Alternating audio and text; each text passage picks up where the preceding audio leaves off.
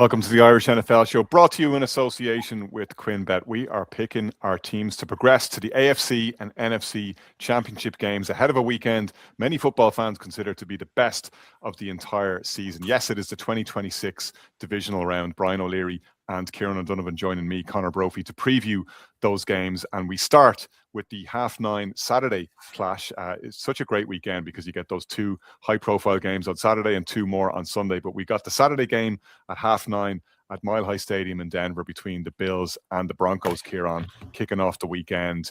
The Bills were road favourites last week. They are road underdogs this week. If there is a team of destiny in the AFC, a lot of people, a lot of neutrals anyway, myself included, would like to think that it might be the Buffalo Bills. It wasn't always easy sledding for them last week, and Mile High is never an easy place to go. But I don't know. In the back of my mind, I'm thinking the Broncos really got turned over by the Jags, who were turned out of the playoffs by the Bills last week. It never works out quite that simply in the NFL, but underdogs or no, I don't think the Bills will be going into Mile High Stadium in fear. No, they certainly won't be going in fear. However, last week's result just kind of put my pick strategy. I kind of had to tear it up and rethink again because I went for the Jags last week, as a lot of us did, simply based on the fact that I thought they were the better team. And as it turned out, it was the team with the better player that eventually emerged in Josh Allen. I think it's, I get it that it's becoming a real tired narrative that this is the team that Josh Allen has to put on his back, and Josh Allen's team is the team of destiny, and there's no Burrow, there's no Lamar, there's no Patrick Mahomes, but and he'll never have a better chance to go on a run into a Super Bowl than now. However, when you look back at it, if Josh Allen and the Bills do go on a run and get to this Super Bowl, I mean, he's never had to line up and face Patrick Mahomes or Joe Burrow, but he is lining up against some awesome defenses in this, in this playoff run. I mean, the Jags are absolutely nothing to be sniffed at last week. This weekend, he's going up against the number one seed and that vaunted defense. A Broncos defense reminiscent of the 2015 crew. And even if he gets through this round and gets over this hurdle, he may very well have to face the Houston Texans defense next week. And so it doesn't get any easier for him. No, it doesn't. And just on that point, Kieran, like you're touching on something I heard Dave Damashek making this point when he was on Heed the Call during the week, and he was talking about Aaron Rodgers and his playoff appearance with the Steelers and how that went down in flames, unfortunately, from their perspective, as the Texans won 30-6 at Acrisure with the swarming defense that they have, perhaps alongside the Seahawks, the best in the NFL this season. Not much to choose between the two of them, but Damashek was talking about Rodgers, saying he played like you'd expect a guy in his early 40s to play. He looked like he was scared to get hit, which is the right decision, right? Josh Allen did not play that way last weekend. No. And when we spoke about it, when we were looking back, saying every single throw he's getting hit. And like one of the reasons why he ends up hurting his hand is because like he's got that full follow through, that really aggressive throwing action, because he puts everything onto every throw and the ball comes out of his hand like a laser guided missile, and he connects with the guy's helmet as a result. But that happened because he's playing so close to the edge. He's waiting for guys to get right down on top of him because he'll squeeze every ounce out of it, which is what you expect your guy to do in the playoffs. And it's why we love playoff football so much. And you watch Allen and you think, oh, yeah, I mean, he's putting the team on his back, but man, no better man to do it. Yeah, and he did get hit, and he will get hit again this weekend. I mean, this Broncos defense led the league in sacks. 68 sacks, 285 pressures, led the league in pressures, led the league in QB hits, 164, and got to sit back, put their feet up last week, and just lick their lips at the prospect of getting after another quarterback this weekend. The one caveat I'd have is that, and listening to Sam Monson again and Mike Palazzolo this week, they were saying that as good as this pass rush is, and Nick Benito and all these guys are going to get there, and they are going to get home and get to the quarterback, they're actually not physically as big as some of the other, monster defenses. And so they may well get to Josh Allen, but is Josh Allen big enough to kind of, take the hit and shrug them off? So again, I talked about a tired narrative. It very well could come down to that again. How much of a hero can Josh Allen be? And, you referenced Clark Kent and Superman last week, and, it was a really good analogy of how Josh Allen has matured. But when you look at James Cook, And what he was limited to by the league's #1 rush defense, he's going up against the league's #2 defense, rush defense. Sorry, this week, and they're limiting running backs to I think something like 3 yards a carry. And so, if it can't be James Cook this weekend, and in fairness to him, another superstar that the Bills have, they're so limited on at wide receiver. They're down to Shakir Coleman and Cooks, who had a really good game next week. But if Josh Allen can't get the ball out to Knox and Kincaid early and often, and try and avoid that rush, it's going to be down to him again. And that's very well how it may come to pass. On the flip side, again, you've got a Broncos team that on offense are not as reliable and are not as formidable as the Jags. I think their strength on offense is their head coach and what he may scheme up. As bad as the Bills rushing defense has been, you've got a running back there for the Broncos who hasn't gone over 75 yards once this year, or is it RJ Harvey? So I mean, it's not as if they've got a rushing offense to be overly worried about. But then again, you may see more design runs, more scrambles from Bo Nix. But it's a real toss-up game, a real hard one to call. And if I went for the best team last week, I think I'm going to flip the script and oh geez, I picked the Broncos in my picks. I've been flip-flopping on most of the games all day today. It's a real up in the air pick. I may well flip back again, but maybe it's time to pick the best player again and go with the Bills. Ooh, I thought you were right until the last second there. I thought you were. I'm changing my mind as I speak. Pull the old bait and switch. Don't change your mind too many times, Kieran. I mean, poor Craig has to do the banner up for the weekend. I know, yeah. And I texted him just before we came on here about another game. So I may have him working overtime again. Yeah, if you of all the games, and I like you, I've gone back and forward on so many of them. There's probably one that I was confident about, and this was definitely not it. But I came to the same conclusion as you did, and I'm a little bit more emphatic about it than you are, although not much. Emphatic is grossly the wrong word to use in this scenario. But I watched the Bills beat the Broncos last year, and a lot has changed for both teams since. And you can make the argument that the Broncos are much better than they are last year, and the Bills are probably not as good. I don't necessarily think that's the case. And this is where the regular season fools you. And I say this over and over again, and then I end up defaulting to the same thing that I've called out other people for doing, which is the regular season and the postseason are two different things. You have to treat them almost like two different seasons. That teams like the Bills, who have strung together double-digit victories and gone and won their division year in, year out, and they have a more competitive division this year, and the Patriots have come and done a last-to-first turnaround, and they've had to contend with that. At a certain point, and I've drawn the basketball analogy before, like you see, and they have a much longer season and a much more fatiguing season. So, player minute management and fatigue management comes into play in the NBA in a way it doesn't in the NFL. But I think these teams that have a harder core of playoff-ready players know how to better manage the regular season and know that they can play their best football in January. And at a certain point, they're not killing themselves to get to 10 or 11 or 12 wins if it's not there for them. And I'm not suggesting that the Bills, lost games on purpose, but I just think they're just able to hold back, or even subconsciously they're holding back 5% in some of those games. I don't think you saw always the best Bills towards the back end of the regular season. They got enough done to get to the playoffs, pretty much as they did last year, albeit with a lower win total. But the moves that they made in the offseason, and we cast your mind back to Brandon Beane, the GM, in that interview he did before the season where he got really shirty with two radio hosts in New York saying, people are giving out to me for not drafting any offensive players. We had one of the best offenses in the league last year. We were the #2 overall scorers. Nobody scored more points than us between December and January. Like, offense is not the issue. We needed to strengthen our defense. You mentioned that the Bills' rushing defense hasn't been brilliant, but their pass defense is one of the best in the league. And the additions that Brandon Beane made, they made the difference last weekend. The Jags weren't able to do what the Jags did to the Broncos, for instance. I mean, that game, and maybe I'm over-indexing on that, and I'm speaking out of both sides of my mouth now, referencing a regular season game as a reason why I feel that the Broncos are maybe slightly there to be got at. But we saw what the Giants did to them with a mobile quarterback who knows how to do damage with his legs. We saw what the Packers did to them with, a no less mobile quarterback who knows how to do damage with his leg. Like, there was a sliding doors moment for the Packers in that game. We talked about, perhaps a poorly called play by Matt LaFleur at the wrong time. Watson gets injured. The Broncos get a key turnover to get them back into the game. Micah Parsons gets injured, and it felt like the Packers season never recovered from that point.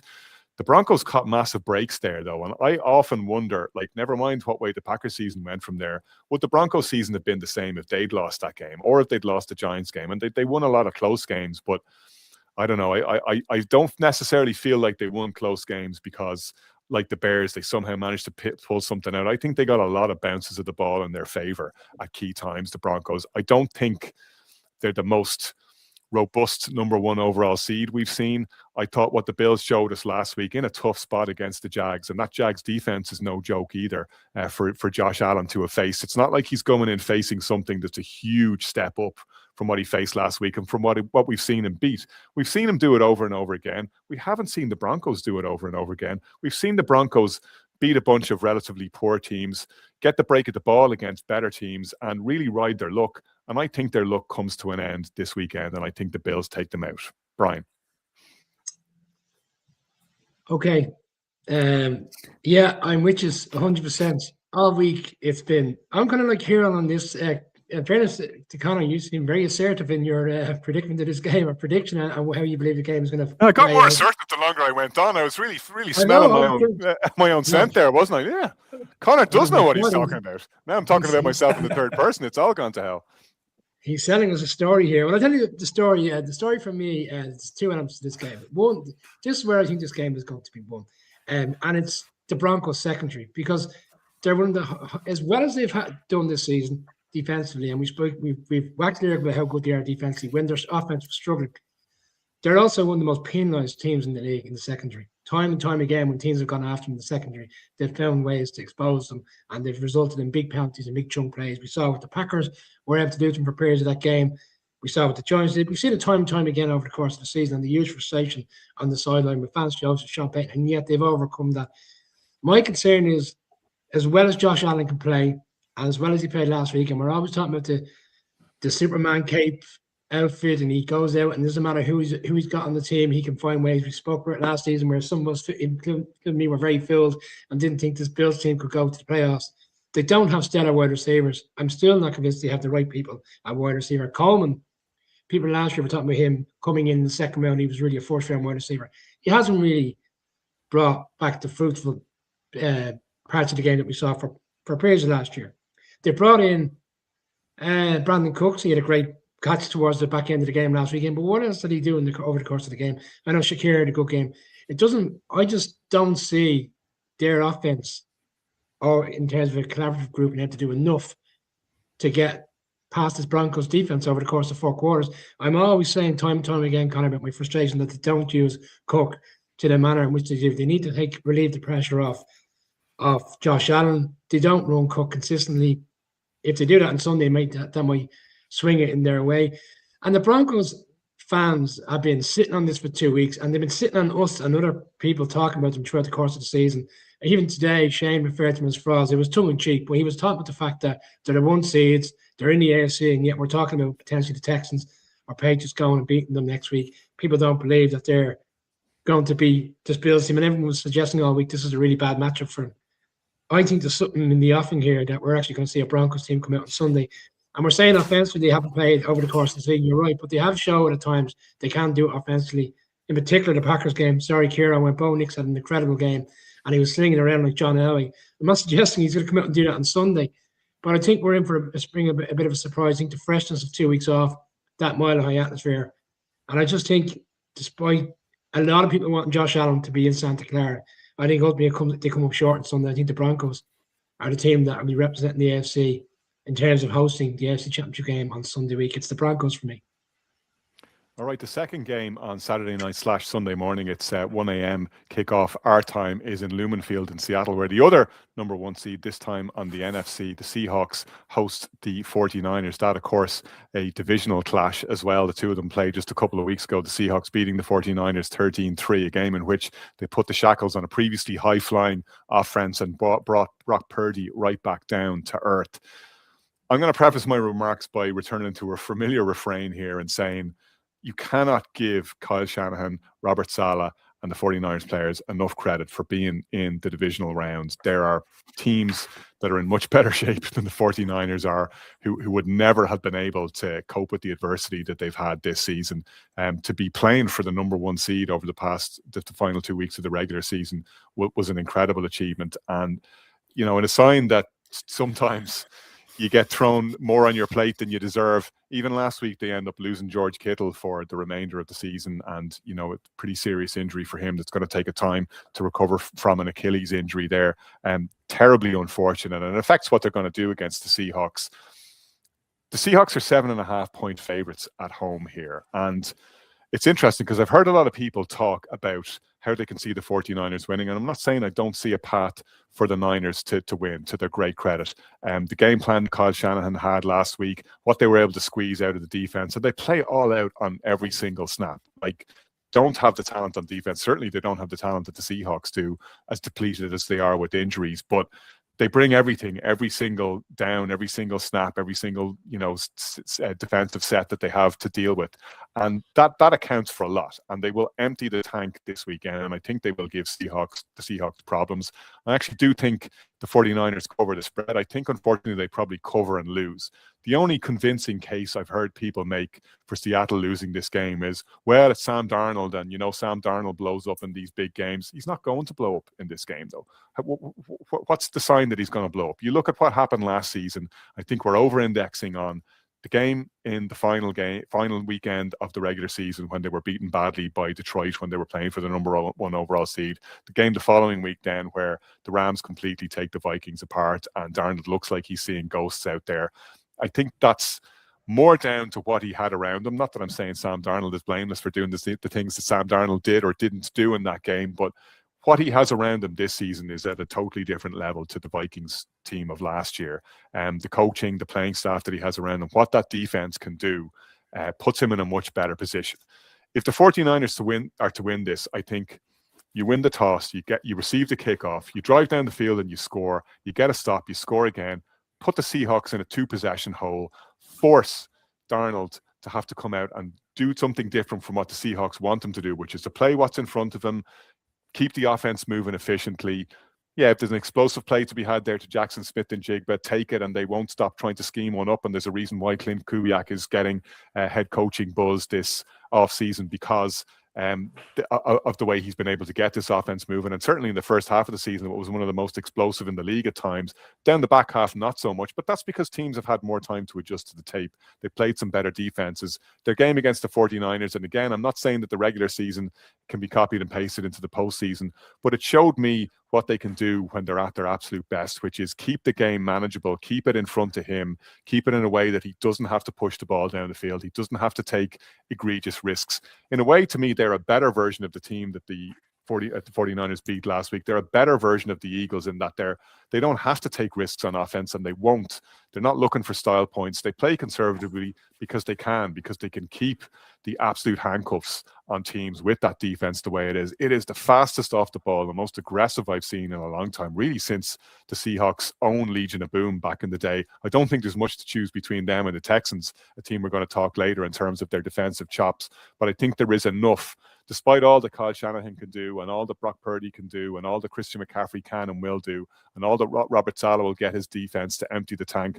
They're a completely honest team, an admirable team, the 49ers. They're superbly well coached. They filled holes better than any other team in the NFL could, and you got to give them their flowers. But I think they will be getting the flowers of the second place team after this game. I think the Seahawks will come out. I don't think they're going to justify that 7.5 point spread or cover it, but I think they will beat the 49ers. Brian. Yeah, I think I kind of echo a lot of what you said. I think the 49ers are in for a very difficult game this weekend. I think a lot of it is down to they're running low in terms of players' availability. Like at some stage, it has to catch up on them. And I agree with you. They've gone so far, and even the fact of being in a position to even challenge for the 1 seed was such a commendable job for all involved. The nature of the injuries. Fred Warner looked like he's come off the IR, and even today it's trending towards him not playing. Interesting one in the last few minutes, Sam Darnold has popped up on the injury report. It's something to the NFL Network reports are saying, something to kind of keep an eye on. That's an interesting one. But I think it's more around the nature of how they played that game in Santa Clara 2 weeks ago. And I know it's a different environment. They're at home. You would think they have a much better advantage. But they didn't ask Sam Darnold to do a lot in that game. As you said, they leaned on their defense so much. They allowed the defense to go to work, get the game won in the sense of put ourselves in a position where the 49ers had to chase the game. The 49ers, we saw last week the way they want to model the game. They want to keep in the game, keep it tight, get this team off the field, and not necessarily have to score at every drive, but methodically use up the clock. And then we get to the fourth quarter, see where we're at, and we find a way to make 1 or 2 big plays on the drive, and our defense take care of it. In a roundabout way, it feels like this is exactly what the Seahawks are going to do, because I don't think they'll ask Sam Darnold to go and be the all-game quarterback who's going to sling the ball around. I think they'll rely on we spoke with their run game consistently over the course of the season. Charbonnet, Walker, they've got all the attributes as a third string running back there, 3-headed monster. I think they're way too much going into this game. Again, 1 seed, a fresh week. I'm actually I'm opposing you in terms of the line with Quimby. I actually think this has a real blowout feel about me. I think this could be the game of the weekend where we're looking back in a weekend where we've seen a lot of tight games. Monday night, you could argue, wasn't as tight once it got to the fourth quarter. That kind of has that feel about it. The 49ers will hang around, but up in the second half, the Seahawks pull away. They do cover the spread. I think they win by 10, 13 points. It's a Seahawks NFC Championship game for me as well. Well, Brian, very emphatic. Kieran, do you feel as confident? I'm somewhere in between the two of you. I think the 49ers, at some point the dam was going to have to burst, and I really am only echoing what you guys have said. Can't heap enough credit on Kyle Shanahan for what he's done and what he's been able to achieve. And this 49ers team reminds me of the Lions team last year, when players started to go down, when Hutchinson went down and then Anzalone went down, and all these guys, week after week, we kept writing the Lions off, but they kept coming back and they kept proving us wrong. And eventually they got to the playoffs and the dam did burst, and it just proved to be one step too far. And I think that's going to be the case this weekend. As explosive, you mentioned the explosion of the Seahawks early on in the season. That's been kind of complemented in the back end of the season now by the run game stepping up a little bit more and coming to the fore. And I know that Seahawks fans were growing impatient. Actually, they were waiting for that to happen.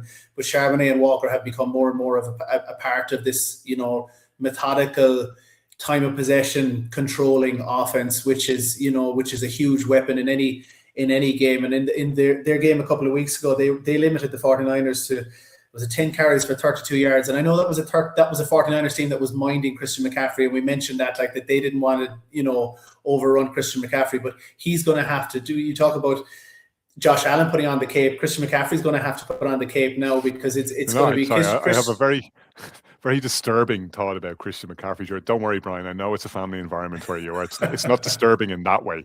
I don't. You never no microphone, no earphones tonight, Connor. Please keep it clean.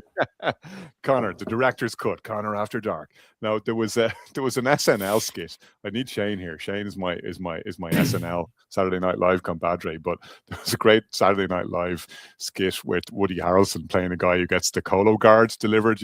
Put the stool sample in the box, and the little animated boxes turning up on the doorstep saying, "It's okay, unleash on me," and he's like, "Oh no, this is all weird.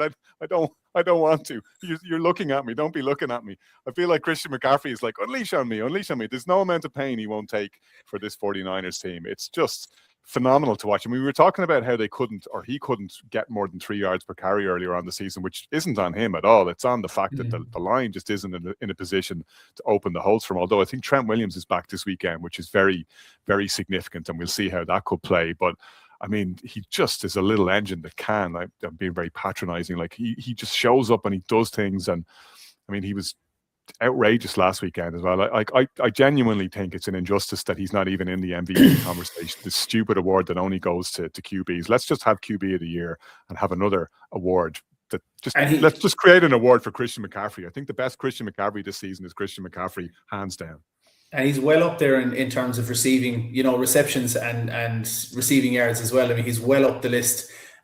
He's as good as a lot of number one receivers on many teams, So they're going to rely on him. They're going to rely heavily again on a seriously underrated position and a seriously underrated player in Kyle Juszczyk. Well, he's not underrated in that he just automatically goes to the Pro Bowl every year, but he's one of those. And his wife makes lovely jackets. Have you ever seen his wife's Instagram channel? She's absolutely killing it. She makes lovely coats and lovely jackets. Lovely coats. But then maybe one for Taylor Swift, Brian. Like you need to get up. You need to get on this. I'm trying to make a point here. Over my head. So, will I keep going with the football stuff, or whenever you're... Can I throw another nugget in? Sorry, Kieran. Can I throw a little nugget in before we move on? Like, trying to hand it back to you. Connor, I know we spoke how well that 49ers defense played last weekend. You can argue it was their best performance of the season. They did win in Seattle in week 1, and people say that's a long time ago. But the environment in week 1 on the road is probably the most hyped up it's going to be compared to an NFC Championship game, because it's exciting of a start of a new season. They found a way to keep that game tight. They came out the right side of it at the end, and defense made big plays, and it looked like the Seahawks were going down the stretch to win that game. Like, you wouldn't be surprised if you got into the fourth quarter, the game is tight, for this 49ers defense to pull it out. There is a scenario where that's what we see on Sunday, similar to last week's fantastic performance in Philadelphia. The problem is the roster now this weekend is completely different to the roster that went and won that game in week 1. And I'm just to get to the point I was hoping to make there at some point. It was in the Athletic today, and it echoes back to what Michael Sean Dugar said to me a few weeks ago, is that he couldn't overstate the importance of Nick Emenwari in the secondary and his ability to step up and limit the heavy personnel that the Rams run, the 13 personnel, so to take out those mismatches, to counteract them. And the 49ers are going to lean heavily on that heavy heavy personnel as well, with those being thin at wide receiver. And when you take, and Emenwari can run with any tight end, and when you take George Kittle out of the mix, it's just another advantage to the Seahawks. And again, that's another tipping point. And any advantage that the 49ers may have had there, I think goes up in smoke with George Kittle. He's another X factor. He's one of the best tight ends, if not the best tight end in the league this season. And you can't underestimate the loss that he's going to be as well this year, and kind of a spiritual leader as well in the huddle. He brings that energy to the offense, and that's going to be sorely missing as well this weekend. So no, look, it's the Seahawks for me, and I think they'll just about cover that spread as well.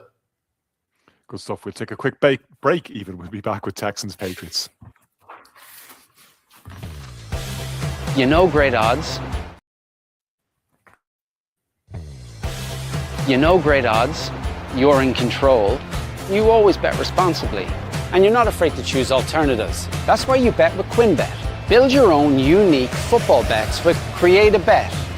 Winning team, first goal scorer, number of goals, the possibilities are endless. And with a 4-star Trustpilot customer service rating, why not give QuinnBet a shot? QuinnBet, we bet you love it.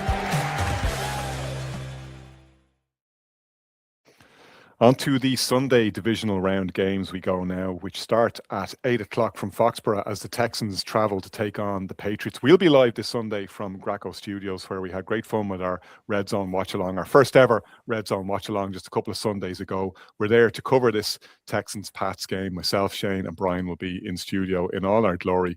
You'll be able to see even more of us than you can see right now in that very professional setup. And we're really looking forward to that, and we'll be looking at our Sunday best for that game. Texans Patriots 3.5 points favorites in this one, Kieran.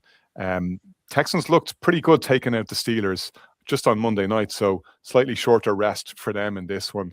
Patriots equally taking out the Chargers, look lean and mean defensively. That was a bit of a slugfest in comparison to some of the other games we saw over wildcard weekend. I'm not going to weigh in just yet, but I found this one genuinely the toughest one to call of the entire weekend. Yeah, and this is the other one that I got Craig working for his money. Just before we came on air, I flipped on my pick originally. I originally had picked International House of Pancakes over here. He's flipping all day long. I originally had picked the Texans here because, again, a team coming off such an impressive and an emphatic performance against the Steelers, and a Patriots team that you know, to be fair, struggled to get over the Chargers, who really couldn't do anything, couldn't get anything going on offense, but they still managed to get at the Patriots and cause them.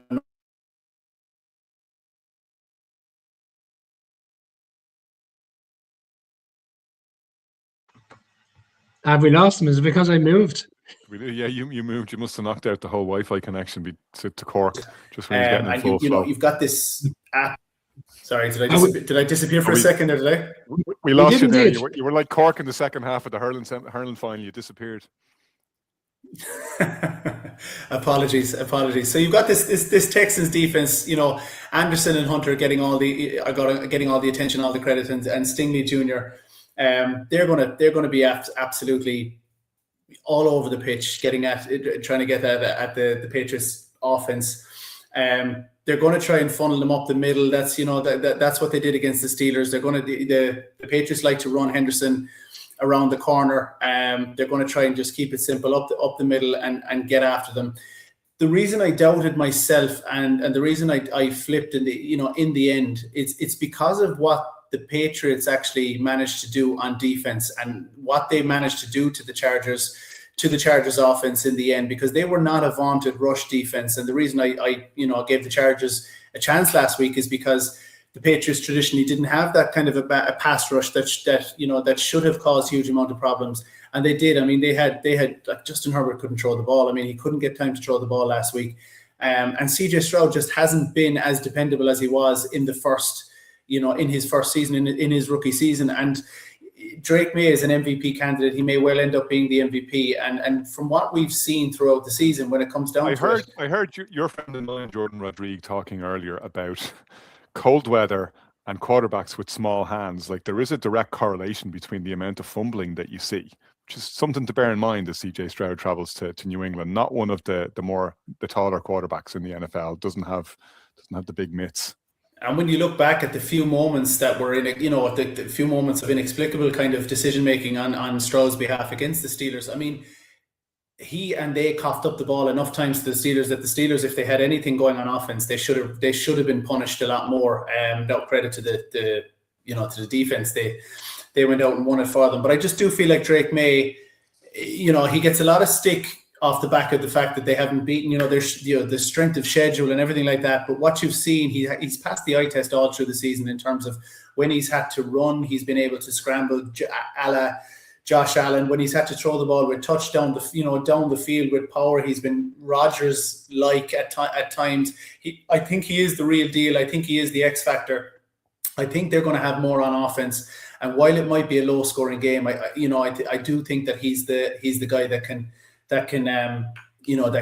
get them over the line. So I do have the Patriots getting over the line, but just on the Texans front, I mean, the Texans are a funny team because they came into the season and they let us forget about them in the first half of the season because we were all talking about the Colts and how they were dominating the league surprisingly and dominating their division. And then it became about the Jags in the second half of the season, while this Texans were going on an absolutely outrageous run on defense and putting together one of the all-time seasons. I've heard them be compared with all the greats, the Broncos of 2015, Legion of Boom, the Ravens in 2000s. You can go all the way back. All these vaunted defenses, they're right up there, but they weren't really getting the hype. And like, we kind of tend to forget, and we've allowed ourselves to forget, that the Texans won a playoff game last year. They won a playoff game the year before. In any other franchise, and I'm hearing it in Texan circles now, they want more now. This isn't a house money as we call it. It's not. This isn't they're not coming house money as I don't call it, and you well know I don't like house money.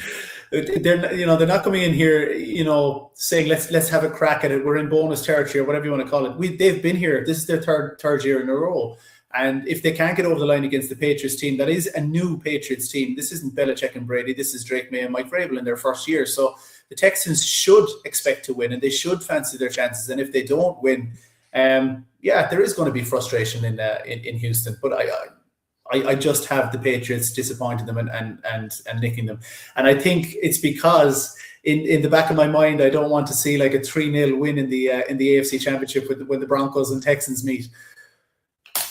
Yeah, I eventually landed there, having shocked myself because I was leaning Texans all week, making the case for the Texans, thinking a defense, to your point, is just so good. Like, I mean, you look at their secondary in particular, and never mind the pass rushing where they've got those twin towers in Will Anderson and Daniil Hunter. Never mind the linebacking core, which is among the most switched on side to side effective cores in the league. But you look across their secondary, and it's hard to know who's the best player. Like, we were raving about Derek Stingley Jr., who may be the best cornerback in the NFL, but Lassiter stands out. Petrie stands out. Bullock, guy who got the game-sealing interception again last weekend, one of many he's secured this season, is another great player. I mean, they've managed to just stack this thing at all three levels. I heard, sorry to cut across you, Conor, but I heard an evaluation of this defense. It was earlier this evening, and it said the strength of this Texans defense is their speed at corner, safety, nickel, the speed of the linebackers, and their ability to generate a pass rush. Yeah. And I was like, what else is there? Yeah. What else is there? Yeah, like, to your point, I heard Troy Aikman in commentary. I thought it was lovely, and I know we were laughing about it the other day, saying, boy, they don't like to fool you. They're just coming after you. There's no misdirection. It's like, no, we're really fast, we're really mean, and we're going to tear your head off. And they're exciting to watch on defense. It's a team performing at that kind of level with that kind of fast twitch, that kind of aggression, that ability to get pressure on. And I slightly fear, and I know he got some heat on social media, despite the fact that he's had a really good rookie season overall. And you kind of forget that he is a rookie. Will Campbell at left tackle gave up 5 pressures last weekend. You better believe that the Texans are going to be piling as much pressure on him as they can. But players of his caliber who are recruited that high and drafted that high are expected to respond. And that's one key battle to watch this weekend. I think you can be lazy and, as I was doing for most of the week, lean into the old adage that defense wins championships. Only defense doesn't win championships. Your defense certainly sets the floor and keeps you in the game. The only way to win championships is to have an offense that's good enough to get you over the line, to pull you from behind when you need to throw in obvious passing situations, to succeed when the pressure's on you, which it inevitably will be in the playoffs, where everything gets tight and you're not going to jump out to 2 or 3 possession leads and cruise down the stretch and be able to run the ball and be conservative. Eventually, the tide is going to go out and we're going to see who's been swimming naked. And the Texans have been swimming naked for a good bit of this season. They came away with a 30-6 win in Acrisure Stadium. I think that's one of those playoff wins that I look at and I go, that's because of the caliber of the team you were playing. No disrespect to the Steelers, but I think they're probably on balance the worst team that made the playoffs this year. They were the make weight in the AFC. They slid in the 7th seed and they found their level, which was they exited very quickly. I think 30 points flattered the Texans, but I think 6 points at times flattered the Steelers. So as good as this Texans defense is, I would worry about the offense's ability. If they couldn't pull away in a game like that and they end up with 2 defensive touchdowns to pad the score there, their offense didn't shoot the lights out and hasn't been shooting the lights out. And I just, in this form, don't trust them. It's not like I'm not looking at the players and looking at Nico Collins and looking at CJ Stroud and looking at what the running backs can occasionally do when they get up ahead of steam and thinking, yeah, on a good day with the fair wind behind them, if I squint, I can see them becoming the best version of themselves. We just haven't seen that yet. And if they haven't been able to do it yet, like, the divisional round will be a great time to get all that right, but it's a long way to climb to me to get to that position. I don't know quite what it is that's not working, but we spoke about it a couple of weeks ago, where it's mad to think that you're now looking at CJ Stroud being the reason that the Texans won't progress, because he's just not delivering at the level that he was certainly in his rookie season, but at times in his second season too. That said, they've won a playoff game for the 3rd season in a row. This is a team who knows how to compete.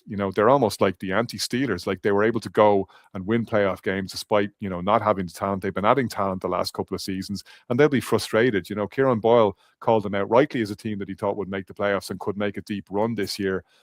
And yet the level of their play, to me, is less than the sum of the overall parts, not defensively, but offensively. And I think it's the Patriots actually that I trust more. I think winning the playoff game last week gets a big monkey off New England's back. You don't want to have justified all the naysayers by going through like a knife through butter the weakest schedule in the NFL this season, getting to the playoffs, going one and done, and everybody says, yeah, you were frauds. You're not as good as we thought you were. They showed up in a big way, as you said, Kieran, against the Chargers. They did what had to be done. They limited Justin Herbert.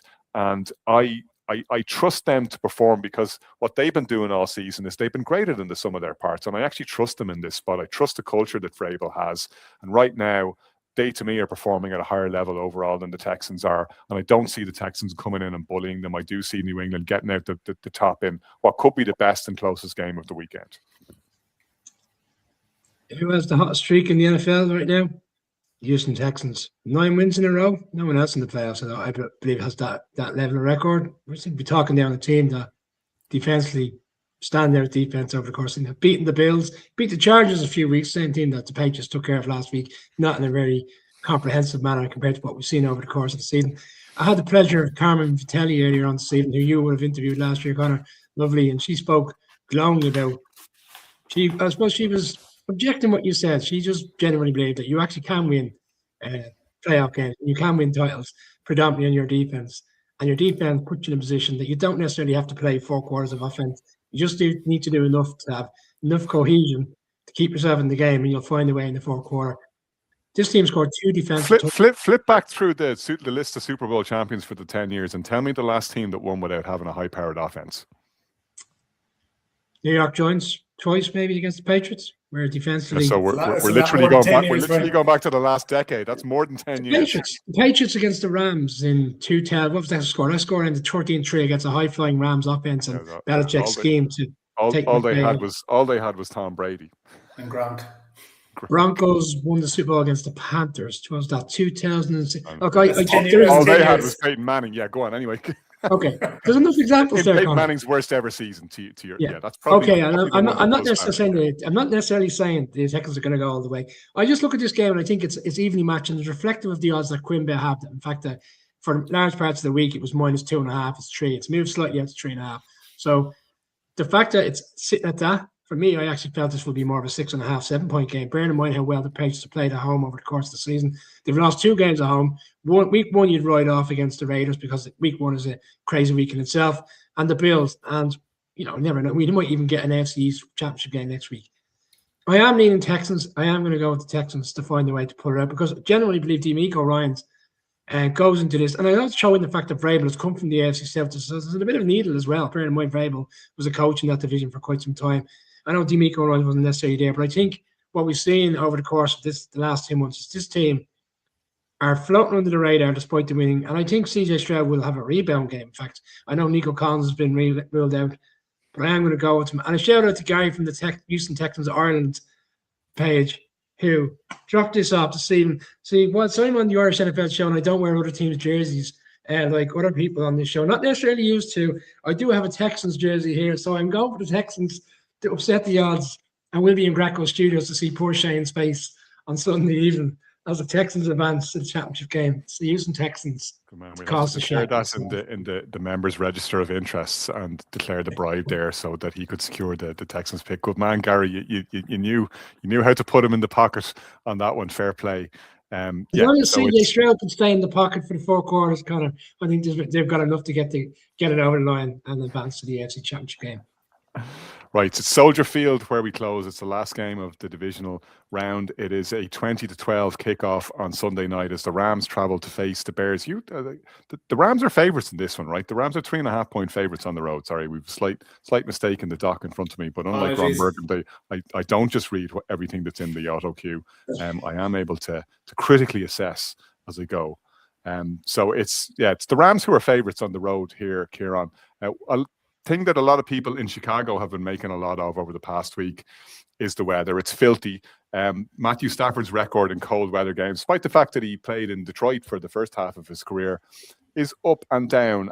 It slightly worries me when people are looking for the climatic assist to try and win a game. But this one is very finely poised between a team that a lot of us felt was probably the most complete in the NFL and a team that is very flawed, but has somehow found ways to win in the most exciting and dramatic fashion. Yeah, and I didn't have time, and I didn't get to write too many notes on this game before we came on tonight. And the first thing I wrote was key factor is the weather. The second thing I wrote down, and I'm going to give you a bit of credit here, Conor, in your evaluation of this game during the week on the live show, you mentioned you referenced belief, and belief being a powerful weapon in this for any team, and this Bears team, you rightly pointed out, I don't think anyone believes in themselves as much as this Bears team this season, and to go in at halftime against the Packers last week, even though the Packers have had form in giving up big leads, and more than one occasion this season, and to come out and play as if they had absolutely no doubt that they would be back in that game. It's frightening when you play against an opponent that just fails to lie down and fails to die like that. The third thing I would reference is the Rams, and how we haven't seen what we expected to see even last week when the Rams went out and they scored 14 points, and we said, "Oh, this is put to bed," and they didn't. They didn't put the game to bed, just like the Packers last week. So the Bears will look back at that game and say, it doesn't matter, what happens in the first quarter, what happens in the second quarter. We're going to finish strong here. Caleb Williams has been is emphatic. I think as the season has as the season has progressed, I think people have started to show more and more belief in him. He believes in himself more. He's got an absolute weapon in Coastal Loveland, and this team, for all its limitations on defense and how they can be got at, they will not. They just won't go away and they won't die. But I mentioned that the defense and how it can be got at. What team is better set up to get at that Bears defense than this Rams offense, if we see the best version of them, and if they can get over the weather, and Matthew Stafford has plenty of experience of going to Chicago and playing in cold weather. It should not hurt his belief or his mental ability to go out and have a good game. Davante Adams has plenty of experience going out and playing in Chicago as well, and I think he still has retained part ownership of the Bears as well. I think he might still have his shares. So if the Rams show up, and if they show up as the complete version of what they can be, I trust. I'm sorry to reference the Packers again, but I trust Sean McVay in the big spots more than I suppose Matt LaFleur has earned the belief to be able to finish out in these big spots. I trust Sean McVay and his coaching in these big games. I trust Matt Stafford to show up. It's whether the rest of them, Nakua, Davante Adams can get over those kind of drops, those kind of miscues, and Stafford included. And I think they will, and I think the Rams will get over the line. But the Bears will make them fight all the way for it. Kind of like where I was when we were talking about the Packers game, right? I said at the time the Packers are the better team. The Packers are the team that you would expect to win if you played this game 99 times out of 100. And the Rams should win this game, and I do think the Rams are the more complete team. And I take on board everything that you've said about that their performance level hasn't always justified that.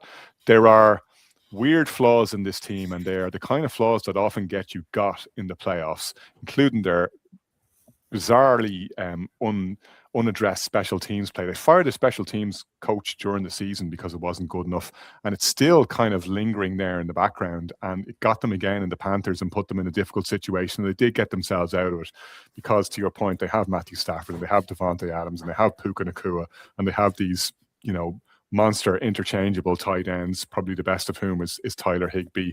They're famously adept at deploying this 13 personnel that Sean McVay loves to sprinkle in. Just when teams are tired, he sends out the big boys and looks for mismatches. One thing I love about this clash, by the way, is, and I think it's very interesting, we talked about it briefly on the show on Monday, how it's not just that Ben Johnson singled out the Packers as his big bad villain this season, it's that he singled out Matt LaFleur personally.